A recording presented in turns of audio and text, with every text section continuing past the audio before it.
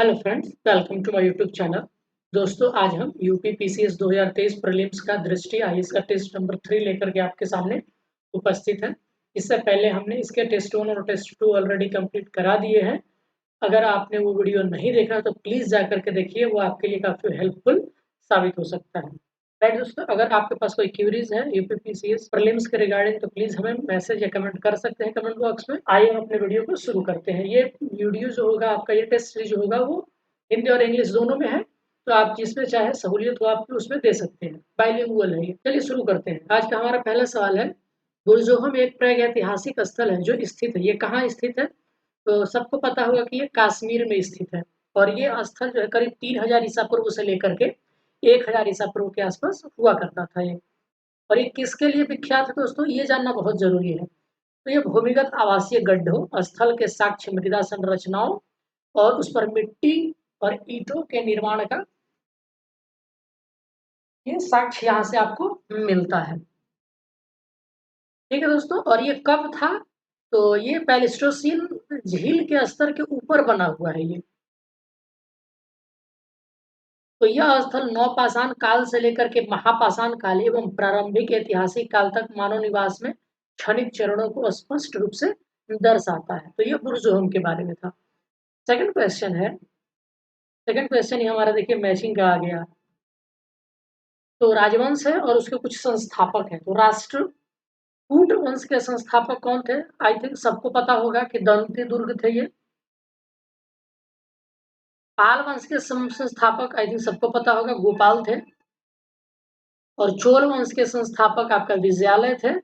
और चौहान वंश का संस्थापना ये वासुदेव ने किया था। तो आपका सही आंसर क्या हो जाएगा? ऑप्शन बी हो जाएगा। Right, now moved on to the third question. निम्नलिखित में से किस राज्य ने हाल ही में बृहद ऋण मेले का उद्घाटन आयोजन किया है? नॉट उद्घाटन किया, आयोजन किया है। तो इसका राइट आंसर हो जाएगा आपका उत्तर प्रदेश। उत्तर प्रदेश में इसका आयोजन किया गया था और 75 जनपदों में किया गया था। 2022-23 के लिए 2.95 लाख करोड़ की वार्षिक ऋण योजना का विमोचन भी किया गया है। एक जनपद एक उत्पाद योजना, जो कि केंद्र सरकार की वन डिस्ट्रिक्ट वन प्रोडक्ट के तहत ही है ये। नेक्स्ट क्वेश्चन, हेनले पासपोर्ट सूचकांक 2022 की रैंकिंग में भारत का रैंक क्या था? तो इसका सही आंसर है आपका ऑप्शन सी, ये 87वीं रैंक थी भारत की। हेनले पासपोर्ट इसको जारी करता है यह सूचकांक इंटरनेशनल एयर ट्रांसपोर्ट एसोसिएशन से डेटा एकत्र करता है। त्रैमासिक रूप से अद्यतन किया जाता है। राइट, आप इन सबों को याद रखेंगे। और जापान, सिंगापुर और दक्षिण कोरिया ने इस सूचकांक में शीर्ष स्थान प्राप्त किया जाता है। और हेनलैंड पार्टनर्स इसको जारी करते हैं। निम्नलिखित डच स्थापित कारखानों पर विचार करिए और उनको काल के अनुसार सजाइए। तो बेमलीपट्टनम, मसूलीपट्टनम, कारिकल, चिंसुरा। तो सबसे पहले बताना है कि डचों ने कहाँ अपना कारखाने स्थापित करे थे। तो देखिए, सबसे पहले मसूलीपट्टनम में 1605 ईस्वी में किया था डचों ने। उसके बाद पुलिकट में 1610 ईस्वी में, उसके बाद सूरत में 1616 ईस्वी में, उसके बाद बिमलीपट्टनम में 1641 ईस्वी में, और उसके बाद देखा जाए तो कारिकल में 1645 ईस्वी में, और उसके बाद चिंसुरा में 1653 ईस्वी में, और उसके बाद कासिम बाजार, बारानगर, पटना, बालासोर, नागपट्टनम में 1658 ईस्वी में, और कोचीन में 1663 ईस्वी में डचों ने अपनी फैक्ट्री स्थापित करी थी। तो सबसे पहले आपका 2 हो जाएगा, उसके बाद 1, उसके बाद 3, उसके बाद 4। तो राइट आंसर आपका ऑप्शन ए हो जाएगा। आधुनिक भारतीय इतिहास के संदर्भ में निम्नलिखित में से कौन से कथन सही है? Question number 6।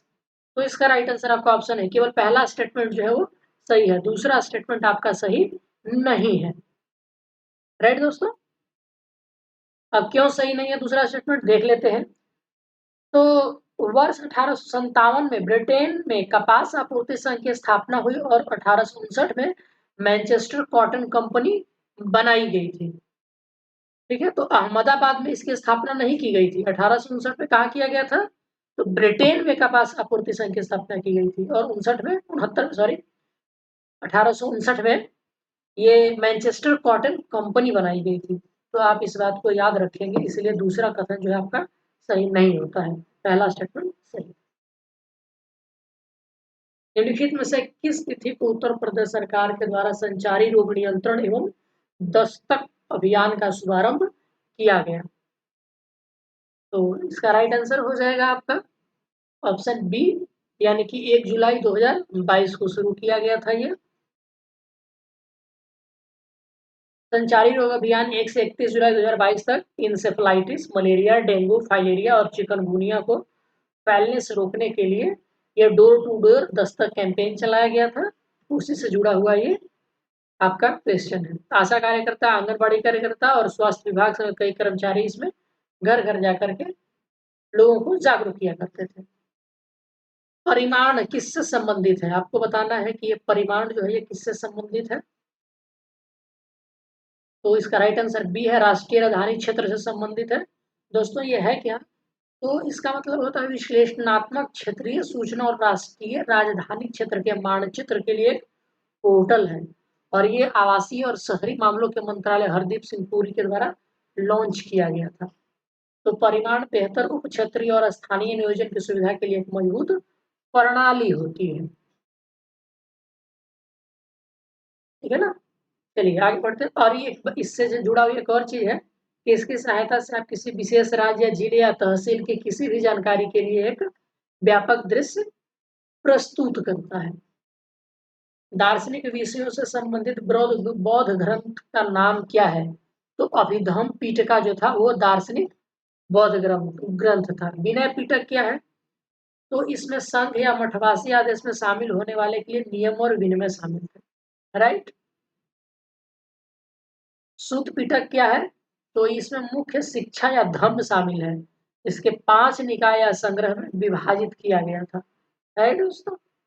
तो दार्शनिक विषयों से अभिधम्म पिटक।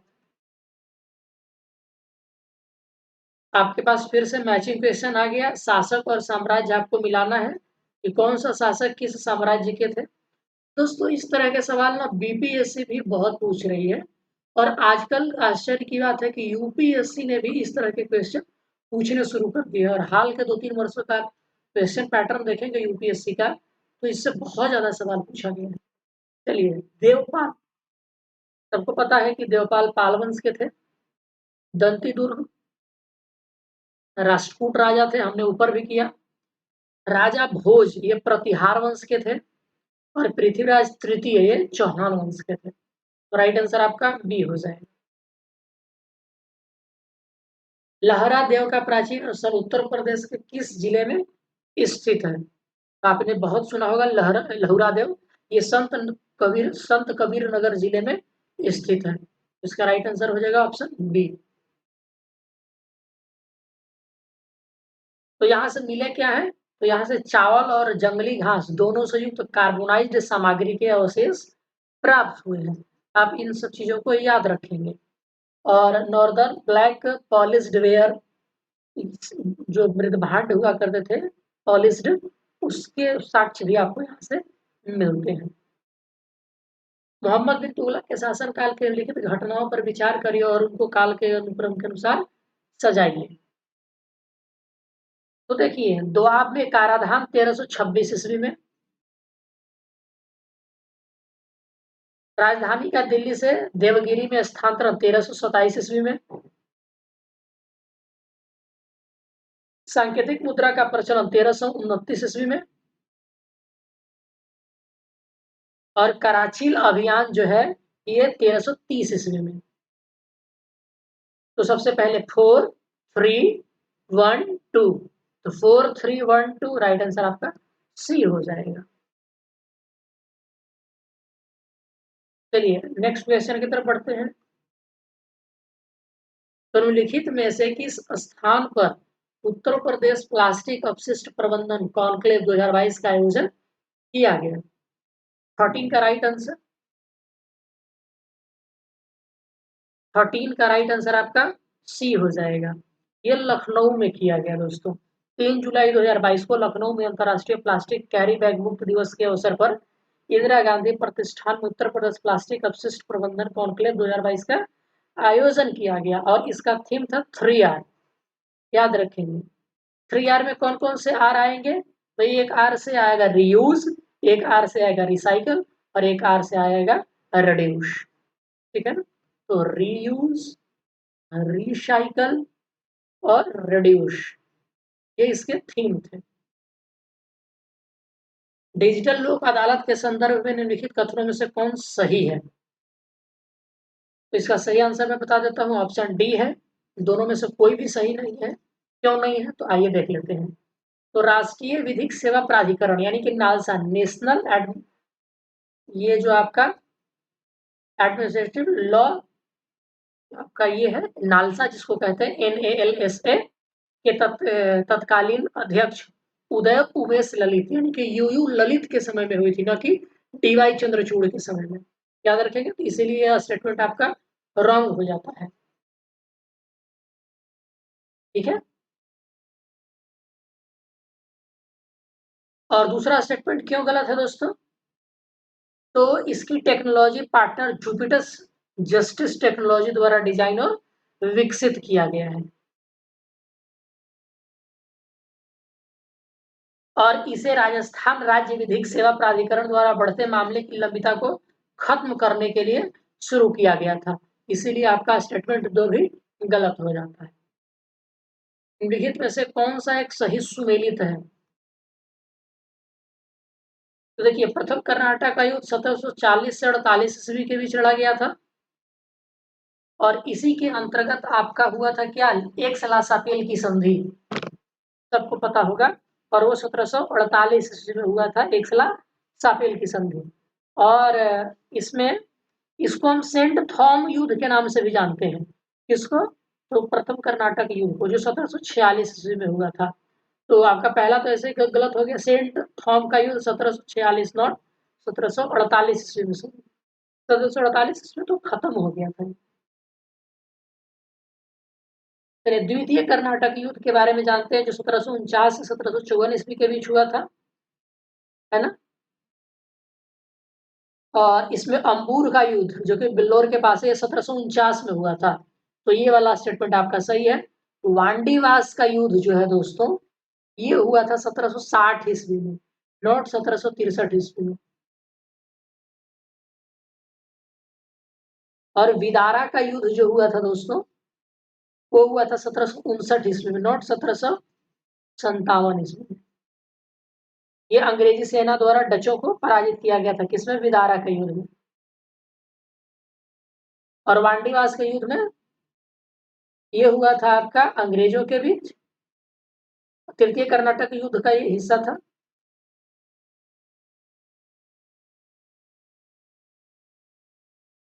तो इसमें कौन हराए थे? आपका बता देते हैं, आयरे कोट ने काउंट डी लैली के नेतृत्व वाली फ्रांसीसी सेना को पूरी तरीके से पराजित किया था। यानी कि वांडीवास का युद्ध अंग्रेज और फ्रांसीसियों के बीच हुआ था। सहायक संधि के संदर्भ में निम्नलिखित में से कौन से कथन सही है?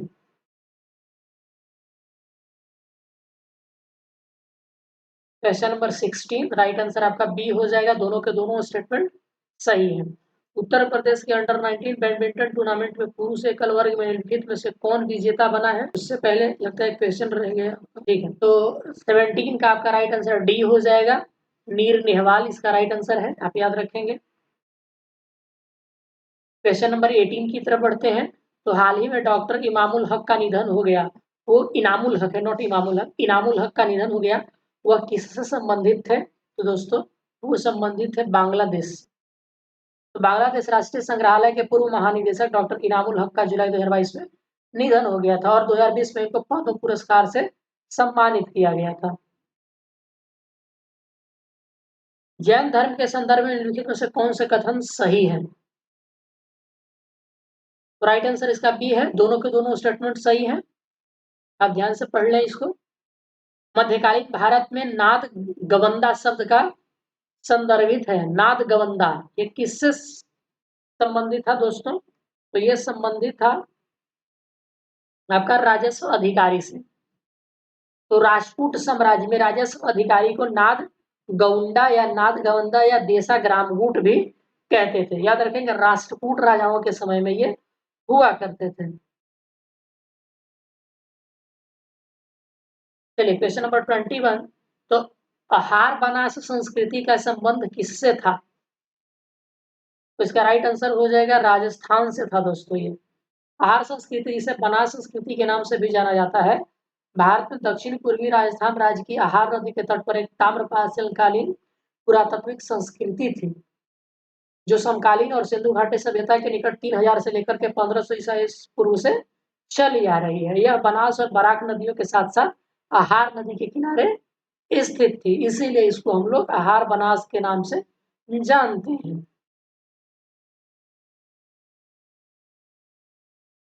क्वेश्चन नंबर 22 की तरफ बढ़ते हैं। सैयद वंश के निम्नलिखित शासकों को काल क्रमानुसार व्यवस्थित करिए। तो खिज्र खान 1414 से 1421 ईस्वी में, उसके बाद मुबारक शाह आए 21 से 34 में, उसके बाद आए मोहम्मद शाह 34 से 43 में, और सबसे लास्ट में आया आपका आलम शाह जो 43 से 51 तक रहे। सब 1400 ईस्वी याद रखेंगे। इसका राइट आंसर क्या हो गया? ऑप्शन डी हो गया, 3412। स्टार्टअप इकोसिस्टम रैंकिंग 2022 के संदर्भ में कौन से कथन सही है?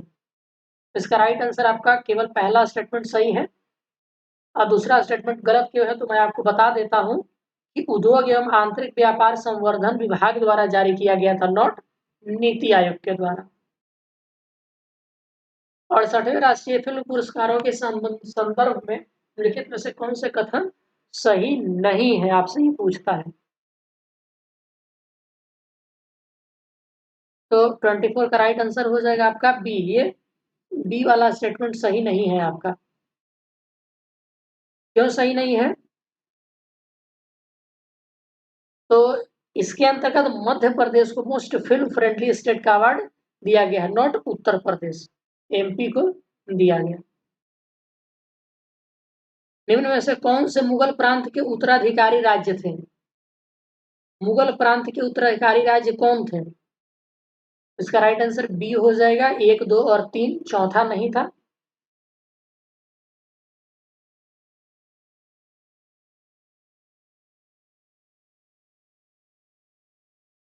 चलिए आगे बढ़ते हैं। मैसूर और राजपूत राज्य जो थे, ये दो राज्य मुगलों से स्वतंत्र हुआ करते थे। और मुगल राज्य के बाद कौन से राज्य, आपसे पूछा जाए कि कौन कौन से राज्य जो है ये अस्तित्व में आए, तो मराठा, सिख और जाट आए।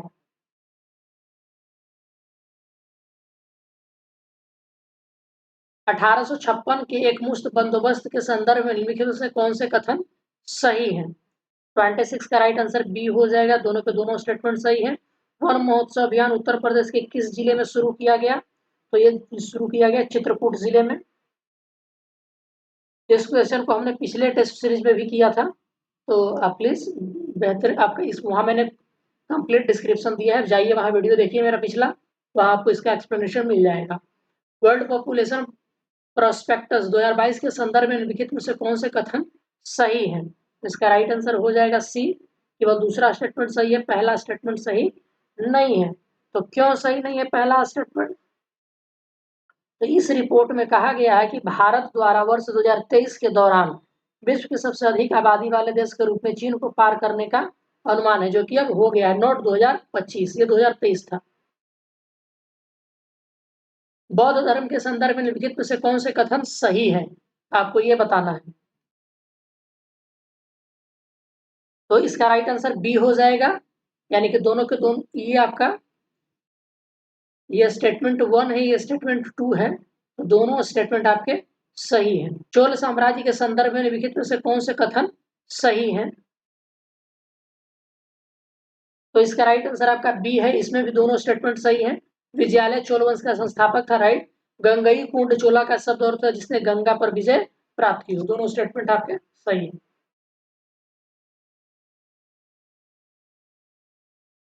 अब हड़प्पाकालीन स्थल और वो किस नदी के किनारे स्थित है, ये आपसे पूछता है। तो सबसे पहला हड़प्पा, हड़प्पा आपको पता हो कि रावी नदी के किनारे था, नॉट सिंधु नदी के किनारे। मोहनजोदड़ो जो था वो सिंध नदी के किनारे था। भगवानपुर जो था वो सरस्वती नदी के किनारे था। और सुख्तजेंदर ये दास्क नदी के किनारे स्थित है। तो राइट आंसर आपका सी हो जाएगा।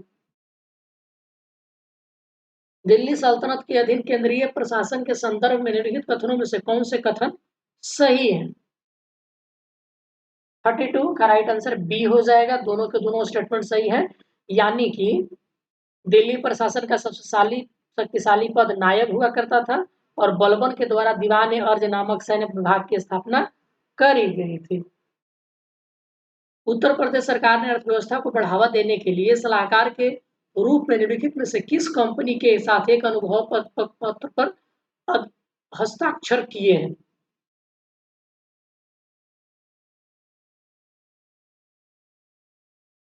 तो 34 का आपका राइट आंसर बी हो जाएगा, डेलाइट इंडिया। दोस्तों एक क्वेश्चन यहाँ पर है 33, तो निम्नलिखित में से किस स्थान पर यूनिक रिवर आर्ट गैलरी बनाई जाएगी? तो इसका राइट आंसर बी है, प्रयागराज में ये बनाया जाएगा। भारतीय राष्ट्रीय राजमार्ग प्राधिकरण की परियोजना निदेशक ने बताया कि एफिल टावर की तर्ज पर प्रयाग में गंगा के किनारे रिवर आर्ट गैलरी का आयोजन, रिवर आर्ट गैलरी बनाई जाएगी। ठीक है, चलिए आगे बढ़ते हैं। क्वेश्चन नंबर 35, हमने 34 क्वेश्चन नंबर कवर कर लिए। तो वर्ष 1765 ईस्वी में इलाहाबाद की संधि के बारे में निम्नलिखित कथनों पर आपको विचार करना है और फिर आपको आंसर देना है। तो विचार करिए और बताइए कि कौन सा स्टेटमेंट सही है। तो इसमें से 2 स्टेटमेंट, 2 और 4 स्टेटमेंट सही है आपके। तो पहला और तीसरा क्यों गलत है, आइए देख लेते हैं। तो नवाब सुजाउद्दौला ने कंपनी को युद्ध क्षतिपूर्ति के रूप में 50 लाख देने पर सहमति व्यक्त की थी, न कि 80 लाख। ये कितना था, 50 लाख था, इसलिए स्टेटमेंट फर्स्ट गलत हो गया। अब तीसरा स्टेटमेंट गलत क्यों हो गया? तो शाह आलम द्वितीय कंपनी के संरक्षण में अवध के नवाब द्वारा उसे सौंपे जाने के लिए इलाहाबाद में रहने हेतु सहमत हो गया था, नॉट बर्मा में रहने हेतु। इसीलिए स्टेटमेंट भी आपका गलत हो गया। तो राइट आंसर आपका डी हो जाता है। आधुनिक भारतीय इतिहास के संदर्भ में निम्नलिखित में से कौन से कथन सही है? तो 36 का राइट आंसर आपका बी हो जाएगा। 1 और 2 दोनों के दोनों सही है। तो शिमला की स्थापना गोरखा युद्ध के दौरान की गई थी। वर्ष 1864 में वायसराय जॉन लॉरेंस ने आधिकारिक तौर पर अपनी परिषद को शिमला में हस्तांतरित कर दिया। राइट दोस्तों, निम्नलिखित में से कौन सा भारत का सबसे बड़ा शॉपिंग मॉल है? तो इसका सही आंसर है ऑप्शन सी, यानी कि लुलु मॉल। लुलु मॉल भारत का सबसे बड़ा शॉपिंग मॉल है। क्वेश्चन नंबर 38, हाल ही में कनगनहली स्थल खबरों में था, ये कहाँ स्थित है? कनगनहली दोस्तों भारतीय पुरातत्व सर्वेक्षण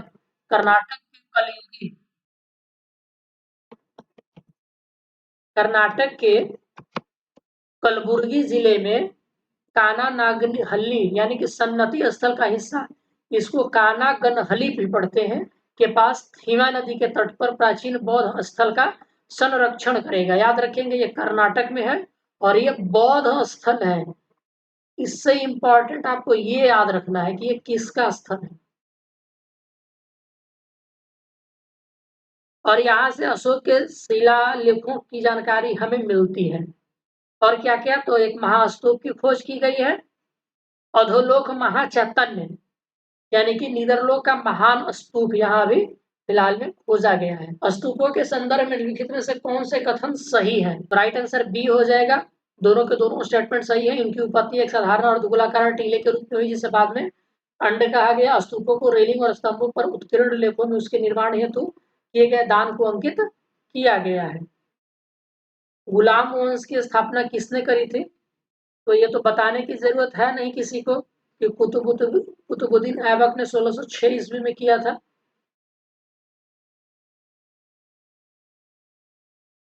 चलिए आगे बढ़ते हैं। निम्नलिखित में से कौन सा स्थल सिंधु घाटी सभ्यता का सबसे पूर्वी स्थल है? तो राइट आंसर डी हो जाएगा। ये आलमगीरपुर है, उत्तर प्रदेश के मेरठ जिले में स्थित है और सिंधु घाटी सभ्यता का ये सबसे पूर्वी स्थल है। और यहाँ से क्या क्या मिला है, तो त्रिभुज, मोर और गिलहरी की छाप वाले बर्तन मिले हैं। ज्वालामुखी मंदिर पुस्तकालय से सुल्तान फिरोज शाह तुगलक द्वारा लाए गए 1300 संस्कृत पांडुलिपियों का फारसी में अनुवाद किसने किया था? तो अरीजुद्दीन खान ने किया था। राइट आंसर आपका ऑप्शन ए हो जाएगा।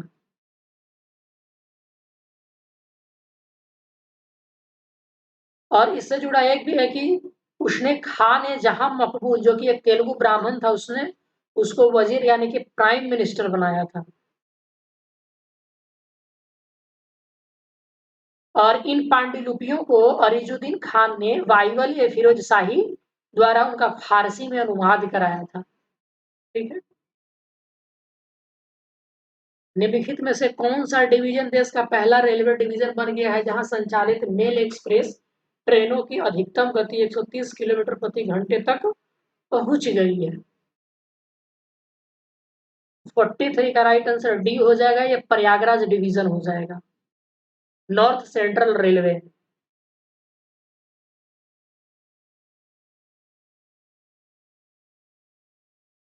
चलिए आगे बढ़ते हैं। Question number 44। तो वैश्विक ऊर्जा पुरस्कार 2022 का प्राप्तकर्ता कौन है? तो इसका राइट आंसर सी हो जाएगा, कौशिक राजशेखर को दिया गया है। ये ह्यूस्टन विश्वविद्यालय में इंजीनियरिंग विभाग में भारतीय मूल के ये प्रोफेसर है। चलिए आगे हम पढ़ते हैं। तो आपको बताना है कि कौन सा इवेंट पहले हुआ, कौन सा इवेंट बाद में हुआ। तो देखिए, सूरत की संधि जो है ये 1775 ईस्वी में हुआ है और आपका पुरंदर की संधि 1776 ईस्वी में हुआ है। ये सब पहले आंग्ल मराठा युद्ध के हिस्से हैं और सालबाई की संधि 1782 ईस्वी में हुई है। ये तीनों के तीनों फर्स्ट आंग्ल मराठा युद्ध जो कि 1775 से 82 ईस्वी में चली थी, ये तीन संधियां उसी के तहत हुई थी। और आपका बच गया क्या, बेसाइन की संधि, ये 1802 ईस्वी में हुई थी और ये सेकेंड आंग्ल मराठा युद्ध जो कि 1803 से 5 ईस्वी के बीच हुआ था, उसका ये हिस्सा हुआ करता है। और तृतीय आंग्ल मराठा युद्ध कब हुआ? 1817 से 1819 में। 45 का राइट आंसर क्या हो गया? राइट आंसर सी हो गया।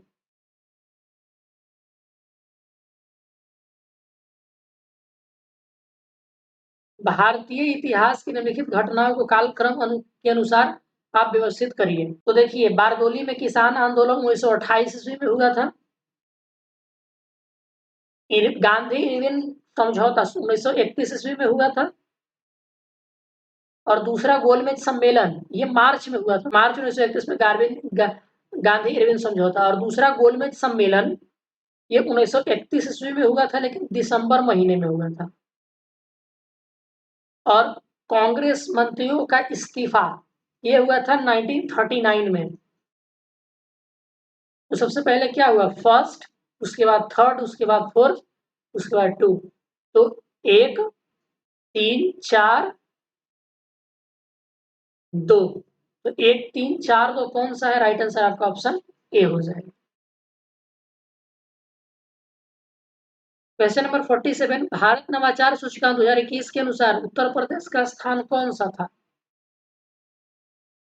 तो 7वां स्थान था। राइट आंसर आपसे ऑप्शन ए हो जाएगा। विश्व मास्टर्स एथलेटिक्स चैंपियनशिप 2022 में भगवानी देवी ने किस श्रेणी में भारत के लिए स्वर्ण पदक जीता? एक्चुअली भवानी देवी है, नॉट भगवानी देवी, आप याद रखेंगे। इनको हम भवानी देवी के नाम से जानते हैं, तलवारबाज हैं, आपको पता होगा।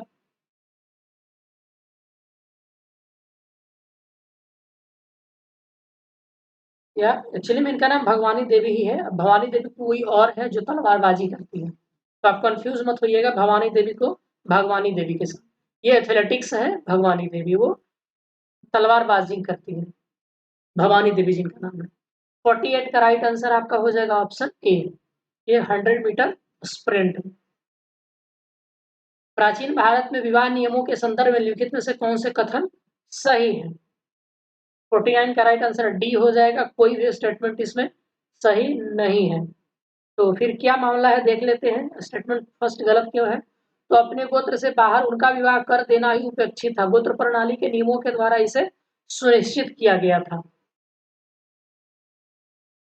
ठीक है, सगोत्र को नहीं, मतलब ये सुनिश्चित नहीं किया गया था, लेकिन ये सुनिश्चित किया गया था अगर आप बाहर गोत्र में करते हैं तो आप अपेक्षित किए जाएंगे। और दूसरा क्यों गलत है, तो समाज के कुछ वर्ग जो ब्राह्मणवादी मानदंडों के खिलाफ थे ने इन नियमों की उपेक्षा की, तो सबके ऊपर ये बाध्यकारी नहीं था। अब आपको अधिकारी और उससे संबंधित विभाग, कौन से अधिकारी किस विभाग से संबंधित है, ये आपको बताना है। तो सराय अदल कपड़ा और किराना बाजार हुआ करता था। सहनाय मंडी आपको पता होगा बाजार अधीक्षक हुआ करता था। बरीद जो होते थे खुफिया अधिकारी होते थे, और मुनहिया जो होते थे वो गुप्त जासूस हुआ करते थे। तो 1 2 3 4 राइट आंसर सी हो जाएगा। अगेन आपका मैचिंग क्वेश्चन आ गया है यहाँ पे। तो पुरातात्विक स्थल और वर्तमान में वो किस जिले में है, तो आलमगीरपुर मेरठ में है, अभी हमने ऊपर चर्चा किया था। बड़गांव जो है वो सहारनपुर में है। सनौली जो है बागपत में है, और कालपी जो है वो जालौन में पड़ता है। तो इसका सही आंसर क्या हो गया 51 का, डी 1 3 2 4। निम्नलिखित में से किस शासक के शिलालेखों पर गजेब तिकारा की उपाधि है, तो गजेब तिकारा की उपाधि किस शासक के शिलालेखों पर है। इसका राइट आंसर 52 हो जाएगा, हरिहर और बुक्का। 52 का राइट आंसर बी है, देवराय द्वितीय। विजयनगर साम्राज्य की स्थापना हरिहर और बुक्का ने की थी, जो काकतीय के सामंत हुआ करते थे। और देवराय द्वितीय के शिलालेख में ये वर्णन है, और ये संगम डायनेस्टी से बिलोंग करते हैं। चलिए नेक्स्ट क्वेश्चन की तरफ बढ़ते हैं। तो इनमें से कौन पंडित दीनदयाल उपाध्याय राज्य कर्मचारी कैशलेस चिकित्सा योजना का लाभ प्राप्त कर सकते हैं, तो राइट आंसर इसका बी है, राज्य के सभी कर्मचारी इस योजना का लाभ उठा सकते हैं।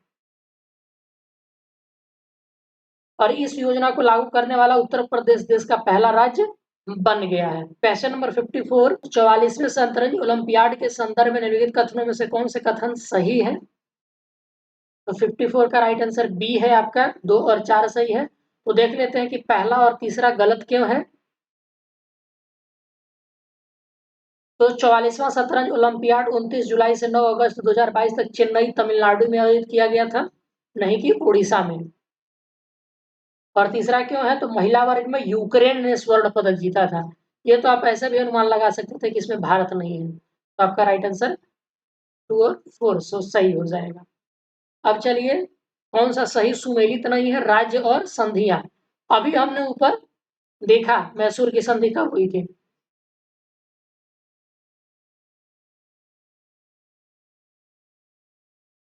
तो सही सुमेलित नहीं है, तो इसका राइट आंसर बी है।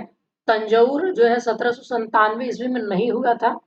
अब कब हुआ था, तो ये हुआ था 1799 में, अक्टूबर 1799 में तंजौर की संधि हुई थी। एक्चुअली ये सब सहायक संधि के एग्जाम्पल्स हैं जो लॉर्ड वेलेस्ली ने शुरू किया था। तो मैसूर 1799 ईस्वी में सही है, ये सहायक संधि पर हस्ताक्षर किए थे। अवध ने नवंबर 1801 में किया था, ये भी सही है। और जोधपुर ने 1818 ईस्वी में किया, ये भी सही है। लॉर्ड वेलेस्ली के सहायक संधि पर इसने हस्ताक्षर किए थे। तंजौर ने 1799 ईस्वी में किया। मालाबार के विद्रोह में निम्नलिखित में से कौन से कथन सही है, तो इसका सही आंसर है आपका केवल पहला स्टेटमेंट सही है, दूसरा स्टेटमेंट गलत है। क्यों गलत है देख लेते हैं हम। तो इसे किसान विद्रोह के रूप में भी वर्णित किया गया है, नॉट धार्मिक विद्रोह के रूप में। 1921 का मालाबार विद्रोह ब्रिटिश शासकों और स्थानीय हिंदू जमींदारों के खिलाफ होने वाला मुस्लिम काश्तकारों का विद्रोह था, ठीक है ना। तो इसे किसान विद्रोह के रूप में भी जाना जाता है, न कि धार्मिक विद्रोह के रूप में। मालाबार विद्रोह आप याद रखेंगे। वैसे कब हुआ था ये, तो 1921 ईस्वी में हुआ था, इसको भी आप याद रखेंगे। पिवोट के संदर्भ में निम्नलिखित में से कौन सा कथन सही है, तो 57 का राइट आंसर सी है, केवल दूसरा स्टेटमेंट सही है, यानी कि ये किसी व्यक्ति में कैंसर उत्पन्न करने वाले जीन की भविष्यवाणी कर सकता है, ये स्टेटमेंट आपका सही है। अब पहला स्टेटमेंट गलत क्यों है, तो भारतीय प्रौद्योगिकी संस्थान मद्रास के शोधकर्ताओं ने पिवोट नाम का एक आर्टिफिशियल इंटेलिजेंस आधारित टूल विकसित किया है। नॉट भारतीय प्रौद्योगिकी संस्थान दिल्ली, ये आपका गलत है। कौन? मद्रास।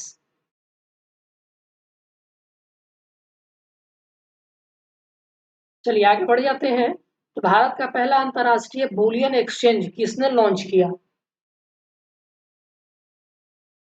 तो इसका सही आंसर है आपका 58 का ऑप्शन बी हो जाएगा, नरेंद्र मोदी ने लॉन्च किया था। भारत का पहला अंतरराष्ट्रीय बुलियन एक्सचेंज गांधीनगर गुजरात में नरेंद्र मोदी के द्वारा लॉन्च किया गया। भारत कीमती धातु का दूसरा सबसे बड़ा उपभोक्ता है। चीन सोने का सबसे बड़ा उपभोक्ता बना हुआ है।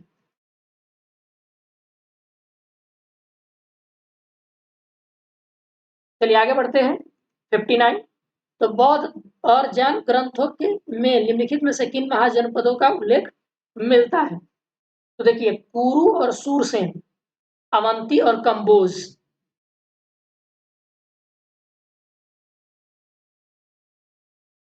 तो 16 जनपदों का नाम है। तो इसमें कौन कौन आते हैं? तो काशी आता है, कुरु आते हैं, कौशल आते हैं, पांचाल आते हैं, अंग आते हैं, मक्ष या मत्तेश आते हैं, मगध आता है, सूरसेन आता है, वज्जी आता है, अस्मक आता है, मल्ल आता है, अवंती आता है, चेदी, गांधार, वत्स और कंबोज आते हैं। ठीक है, तो कौन कौन 59 का राइट आंसर क्या हो गया? डी हो गया। 2, 3 और 4। तक्षशिला का नाम बौद्ध ग्रंथों में वर्णन नहीं है 16 महाजनपदों में। अब आपको बताना है कि मध्यकालीन साम्राज्यों पर विचार करिए और उनके गठन के संदर्भ में इसको क्रोनोलॉजिकल ऑर्डर में सजाइए। तो इसका राइट आंसर बी हो जाएगा, पहले 1, 2, 4 और 3। तो मामलुक वंश 1206 से 1290, उसके बाद आता है खिलजी 90 से 1320, उसके बाद आता है तुगलक वंश 1320 से 1414, और उसके बाद आता है सैयद वंश 1414 से 1421 ईस्वी तक।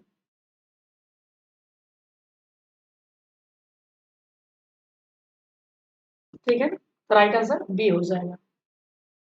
सिंधु घाटी सभ्यता के संदर्भ में निम्नलिखित कथनों में से कौन से कथन सही है? तो इसका सही आंसर है 1, 3 और 4। दूसरा स्टेटमेंट गलत है। तो क्यों गलत है? क्योंकि रंगपुर गुजरात में अरब सागर के तट पर है, न कि ये पंजाब में, और पश्चिमी भारत के सौराष्ट्र में स्थित है। गुजरात के सौराष्ट्र में स्थित है। अब 2 स्टेटमेंट दिए गए हैं। अलाउद्दीन खिलजी ने अपनी अवधि के दौरान कई बाजार सुधार प्रस्तुत किए। उसने बड़ी अस्थायी सेना बनाए रखने की आवश्यकता थी। तो इसका सही आंसर क्या हो जाएगा? ऑप्शन ए, यानी कि दोनों सही है और सही एक्सप्लेनेशन भी करता है। हाल ही में उत्तर प्रदेश सरकार निम्नलिखित में से किस आर्थिक लक्ष्य को प्राप्त करने के लिए निर्यात को बढ़ावा दे रही है? तो 63 का राइट आंसर हो जाएगा आपका ऑप्शन बी, यानी कि $1 ट्रिलियन की अर्थव्यवस्था।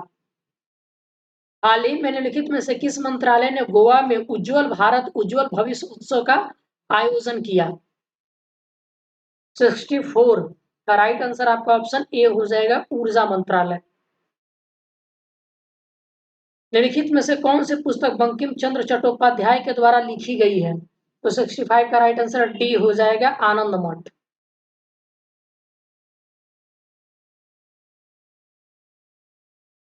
और आनंद मठ में ही सन्यासी विद्रोह का उल्लेख मिलता है। फकीर विद्रोह भी कहते थे इसको हम। देवी चौधरानी नाम का एक उपन्यास भी बंकिम चंद्र चटर्जी ने लिखा है। और सन्यासी विद्रोह में कौन कौन थे? तो मजनू शाह, चिराग अली, मूसा शाह, भवानी पाठक, देवी चौधरानी इसके प्रमुख नेता थे। राजा राम मोहन राय के संदर्भ में निम्नलिखित कथनों में से कौन सा कथन सही है? क्वेश्चन नंबर 66 का राइट आंसर आपका ऑप्शन ए हो जाएगा, 3 और 4। तो फर्स्ट और सेकंड गलत क्यों है तो जान लेते हैं। तो राजा राम मोहन राय पश्चिमी आधुनिक विचारों से बहुत प्रभावित थे। उन्होंने तर्कवाद और आधुनिक वैज्ञानिक दृष्टिकोण पर जोर दिया। पहला स्टेटमेंट गलत। अब दूसरा स्टेटमेंट, तो जीवन चरित ईश्वर चंद्र विद्यासागर की रचना है, न कि राजा राम मोहन राय की है, इसलिए दूसरा स्टेटमेंट भी आपका गलत हो गया। जुलाई 2022 में निम्नलिखित में से किस देश ने यूरो को अपनी मुद्रा के रूप में अपनाने की स्वीकृति दी? तो 67 का राइट आंसर हो जाएगा आपका ऑप्शन बी, क्रोएशिया ने। 1 जनवरी 2023 को यूरोपीय संघ ने क्रोएशिया पुन्ना की जगह यूरो एकल मुद्रा को अपनाने के लिए क्रोएशिया को अंतिम मंजूरी दे दिया है। वर्ष 2021-22 में कृषि जनगणना का कौन सा संस्करण आयोजित किया गया? तो ये 11वां संस्करण था कृषि जनगणना का। और सबसे पहले हर 5 वर्ष में पहली बात तो ये आयोजित किया जाता है। 1970-71 से केंद्रीय कृषि और किसान कल्याण मंत्री एक कृषि जनगणना योजना लागू कर रहे हैं, और 10वां संस्करण 2015 से 16 के बीच आयोजित किया गया था। राइट। प्राचीन भारतीय साहित्य के संदर्भ में निम्नलिखित में से कौन से कथन सही है? तो इसका राइट आंसर डी है, कोई भी स्टेटमेंट गलत सही नहीं है। तो देख लेते हैं क्यों नहीं है। तो लगभग 1800 वर्ष पहले एक प्रसिद्ध तमिल महाकाव्य शिलापडिगारम की रचना इलांगो अडिगल ने की थी, नॉट सतनार ने की थी। तो शिलापडिगारम की स्थापना किसने किया था? तो इलांगो अडिगल ने किया था, नॉट सतनार ने। पहला स्टेटमेंट गलत हो गया। अब दूसरा क्यों गलत है? तो पुराण का शाब्दिक अर्थ है प्राचीन। पुराणों में विष्णु, शिव, दुर्गा और पार्वती जैसे देवी देवताओं से जुड़ी कहानियां हैं। इनमें इन देवी देवताओं की पूजा की विधियां दी गई। इसके अतिरिक्त संसार की सृष्टि और राजाओं के बारे में भी कहानियां हैं। ठीक है, इसीलिए ये स्टेटमेंट गलत हो जाती है। क्यों? क्योंकि इसमें केवल है, ओनली सृष्टि की रचना नहीं, इसमें राजाओं की कहानियां भी दी गई। लिखित में से किस शासक ने गुलरुखी उपनाम अपनाया था? तो ये हो जाएगा सिकंदर लोधी। ये 1489 से 1517 ईस्वी तक रहे थे। गजे सिकंदरी इनका नया नाम था। गजे सिकंदरी एक नया मापन पैमाना था, याद रखेंगे। उसने 1504 में आगरा की स्थापना की और गुलरुखी नाम की एक फारसी छंद भी लिखे थे। ऋग्वेद में गायत्री मंत्र का उल्लेख हुआ है। तो 71 का राइट आंसर सी हो जाएगा, तीसरे मंडल में। तो ऋग्वेद के तीसरे मंडल में गायत्री मंत्र का उल्लेख मिलता है। तो आपका प्रारंभिक मंडल यानी कि 2 से 7 को पारिवारिक किताबों का मंडल कहा जाता है, क्योंकि उन्हें संतों ऋषियों के विशेष परिवारों से संबंधित है। 8वां मंडल कण्व परिवार से है। 9वां मंडल सोमा सूक्त से है। पहला और 10वां मंडल बाद के जोड़ है, जिसमें पुरुष सूक्त और 4 वर्णों की व्याख्या करी गई है।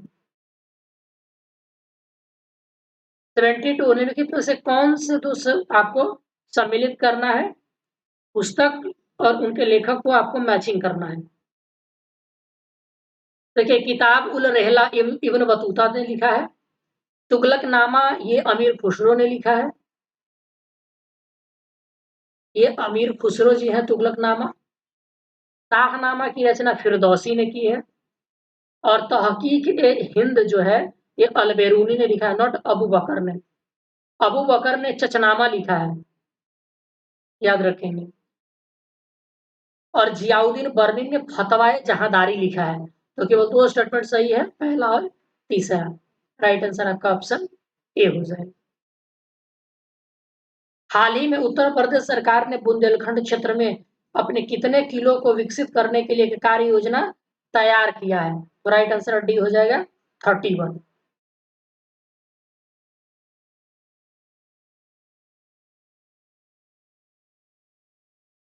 भारत के नवनिर्वाचित राष्ट्रपति के संदर्भ में निम्नलिखित कथनों पर विचार करिए। तो कथन ये है कि श्रीमती द्रौपदी मुर्मू को भारत के 14वें राष्ट्रपति और पहले आदिवासी राष्ट्रपति के रूप में चुना गया था। उन्होंने विभूषी उम्मीदवार श्री यशवंत सिन्हा को कुल 64.07% मतों से जीतकर हराया। तो राइट आंसर सी है, केवल दूसरा स्टेटमेंट सही है। तो ये 15वें राष्ट्रपति है, न कि 14वें राष्ट्रपति। राइट आंसर आपका समझ गए, क्योंकि पहला गलत हो गया।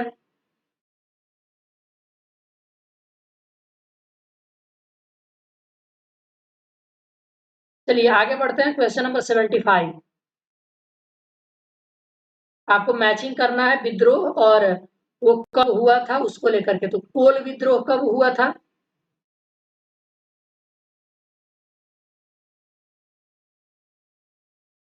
देखिए सांथाल विद्रोह 1855-56 में हुआ था, सबको पता है। ठीक है,